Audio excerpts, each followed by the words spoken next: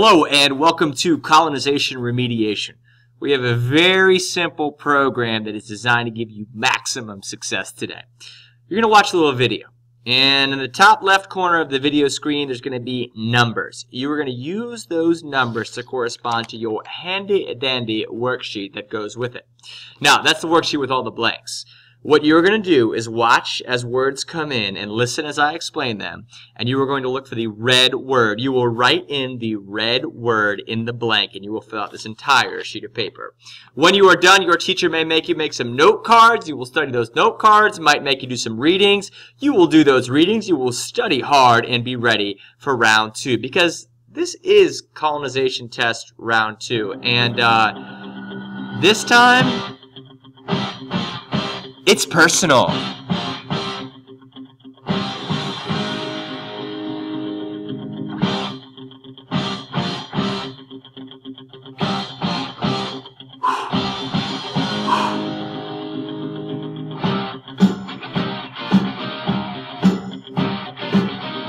This is our time. We don't stress about not doing as well the first time on the test. All we do is focus and attack. So let's pick up that worksheet. Let's get to work. It's personal, baby. Here we go. We're going to divide this thing up into a group of topics. And the first topic we're talking about is colonial economics. Now, whenever we're talking about these colonial groups, we're talking about 3 groups. All the way down the south, we have these southern colonies. That includes Virginia. And then in the middle, easy to remember, the middle colonies. And then all the way in the north, not the northern colonies, but the New England colonies. Now, when we work, we're going to work south to north. We're going to go south, middle, then New England. We're going to talk about how they make their money, how they organize their society, and how they do their voting, how they do their politics. Let's start with money, baby. And let's start down south, just like I promised. Now, you're following along with me, right? Right up here is number 1. So you were looking at number 1 in your worksheet, and we talk about the way that the southern colonies made their cash. And they call it cash for a reason. The cash crops of the South were tobacco, rice, and indigo. Write those in. Tobacco, most specifically in Virginia. Rice and indigo, most specifically in the colonies. In the Carolinas. Now, one way to remember this, one premium way to remember this, is think of a triangle. How do you spell triangle? T-R-I. T for tobacco, R for rice, I for indigo. That's the really good land in the east, especially the eastern part of the southern colonies. Now, if you're more out west, like in the mountains and the valleys, you may be doing some farming, some hunting, and some trading, not gaining the huge amounts of wealth that is coming from the tobacco, rice, and indigo of the cash crop southern economy. Beautiful, beautiful, beautiful. Now let's go up to the middle. Like I said, let's go to the middle colonies. Now the middle colonies, you got wood, and you're close to the water. So what are you going to do? You're going to build yourself some ships. The middle colony economies have shipbuilding, farming, and trading. You also have big cities that are developing in the middle colonies as well. 2 big cities would be New York and Philadelphia. They grew as commercial centers and as seaports in the middle colonies. All right, we got middle done, right? That leaves just 1 more left, and that 1 more is all the way up north in the New England colonies. Now, the New England colonies also has a lot of wood, a lot of deep forests, and is close to the water. So they, just like the middle colonies, will be doing some shipbuilding, some farming, and later some manufacturing. What do they believe in that related to their economy? Well, Puritans, the folks that settled the New England colonies, believed in hard work, that good things happen to you when you work hard, and saving your money. Saving your money and using your money wisely is thrift.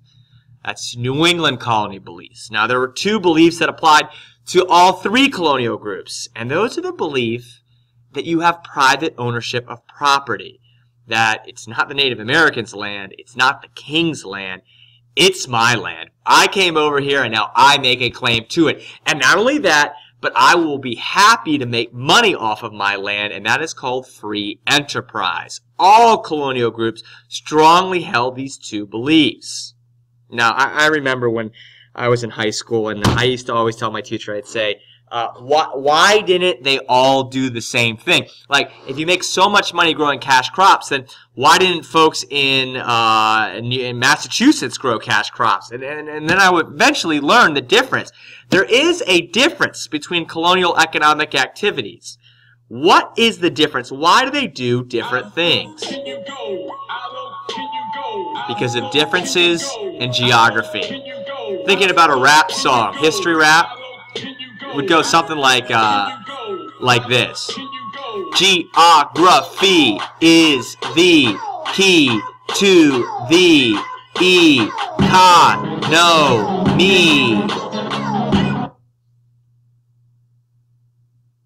Let's talk about colonial societies. Next topic will include the origin of these societies, where they came from, these colonial groups, and then how they organize their people. Let's go south, just like we said, baby. Let me tell you something. This is a year you're going to have to know, 1607. Got to know 1607 because that is the year of Jamestown, the first permanent English settlement. Who settled Jamestown? What was the official organization? Well, they were called the Virginia Company of London. Notice the word company. They were a business.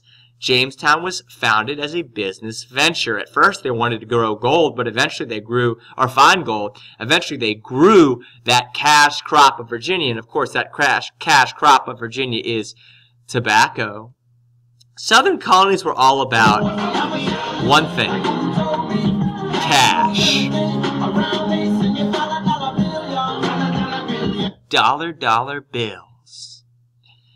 Y'all.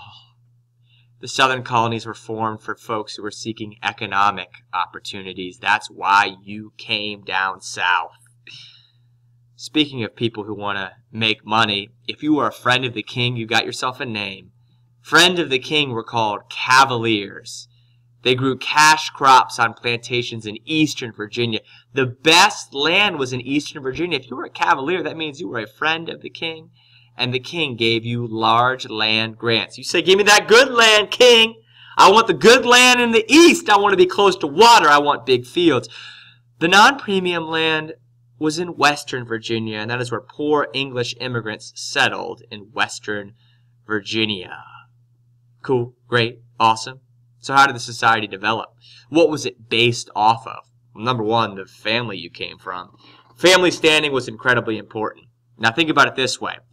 If you were born into a really rich family, you were going to become rich one day. And if you were born into a poor family, you were probably going to be poor for the rest of your life down south. Because it's all about the key, the one thing that you have to own. What is that one thing? It's land ownership. If you got a lot of land, you can make a lot of wealth from it. If you don't have a lot of land, you do not have that opportunity to make wealth. It is based on family, and it's based off land. Therefore, it is rigid. What I mean is, what you are born into is likely what you will become down south. Got it? What church they go to? Well, at first, almost all Southerners were going to the Church of England. And that makes sense, because Southerners had the closest ties to Great Britain, to the king, to Parliament, and then church, to the Church of England. All right, talked enough about the Southerners. Let's go up to the middle real quick. Middle colonies. You got English. You got the Dutch. You got German immigrants. Why did I just list those three things to you? To show you how diverse the middle colonies were. They had different groups of people coming for different reasons. If you came to Philadelphia to have a small shop close to the water, then you came for economic reasons. If you were a Quaker and you came to Pennsylvania to worship your God, you came for religious reasons. Religious freedom and economic opportunity were the two driving forces for settlement of the middle colonies. Let's talk a little bit more about these middle colonies real quick. Number one, were they tolerant or intolerant? Well, they're very diverse.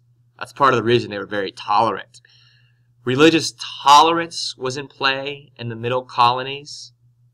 Got different groups. Just mention them. In Pennsylvania, you got the Quakers. In New York, you've got French Protestants called Huguenots. You also have Jews in New York. And in New Jersey, you got Presbyterians. All in the middle colonies. Now, show you that list one more time. You got that list? Got it? Got it? Got it? Got it? You got different groups. Different groups of people that can do different economic activities. Maybe you won't have a super rich and a super poor. Maybe you'll have in between. That's why the middle colonies had a strong middle class. And if you have a strong middle class, man, one day you can go from being middle to being rich, which is why they had a flexible social structure. You did not have a flexible social structure in the South because what was it based off of? Land and family. Cool. Cool. New England. Let's go up top. Let's go to the very top. Who formed New England? The Puritans did. We learned about this. We know this. Puritans settled in New England. They wanted to purify the Church of England. They felt the Church of England was too Catholic. So they go to New England to worship freely. That is why they were seeking religious freedom. Now, they were not very diverse in the New England colonies. It was pretty much all Puritans. Were they tolerant or were they intolerant? They were very intolerant. But 1 second. We'll talk about that in 1 second. Stay on 14. We're still on 14. Puritans formed a covenant community. That means a promise that they formed to each other. The promise to follow the rules. What were the rules? What was the government based off? It was based off a piece of paper. The principles of that piece of paper. What was that piece? That was the Mayflower Compact piece. It was a form of government that they wrote out on their way to the New World, and they promised to follow the rules. That promise is that covenant. Now, remember I was telling you about them being intolerant? They were intolerant if you thought different. A name for someone if you thought different would be a dissenter. See this guy right here? This is my man Roger Williams. Roger Williams challenged the Puritans' beliefs. He was kicked out of Puritan, Massachusetts. He founded Rhode Island. Rhode Island was founded as a home of dissenters who were kicked out of Massachusetts. You gotta know, the original Puritan colony is Massachusetts. Can I please get a flip to the backside of the backside of the backside of the backside? Let's talk about religion for a bit. Not necessarily Puritan religion. Let's talk about a religious movement. The Great Awakening. The Great Awakening was a religious movement in the mid-1700s. It swept across both Europe and the colonies. It led to the growth of new faiths, evangelical faiths, faiths that are very active in spreading their faith, such as Methodists, such as Baptists. It's a challenge to all faiths, including the Church of England. Think about this real quick. The Church of England is kind of like church and government. The guy in charge is the King of England.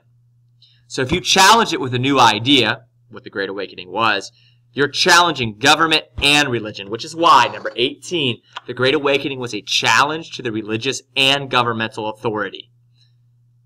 Oh, I'm wondering if maybe one day there'll be a big challenge to England, like 1776?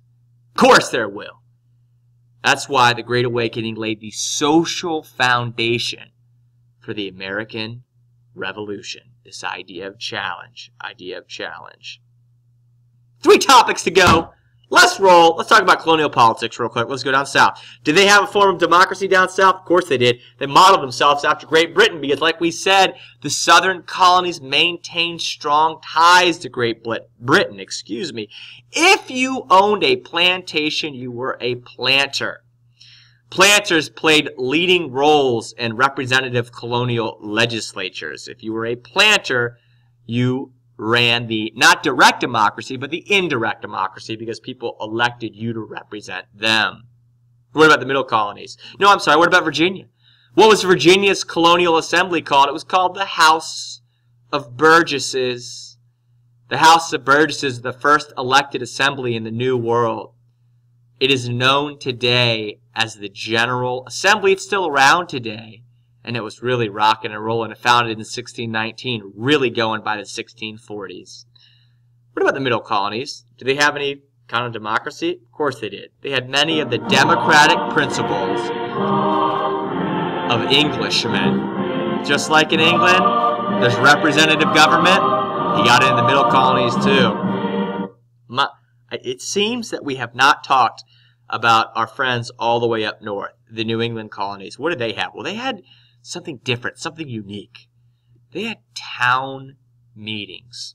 And in a town meeting, everybody in the town would meet at a place, usually a church, and they would vote on issues. The majority ruled. That's not indirect democracy, folks.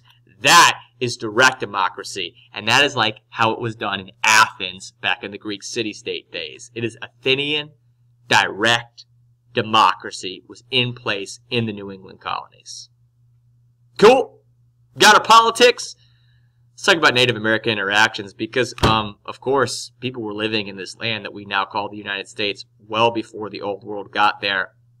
And one group that came over had good relations with the Native Americans, and that was the French.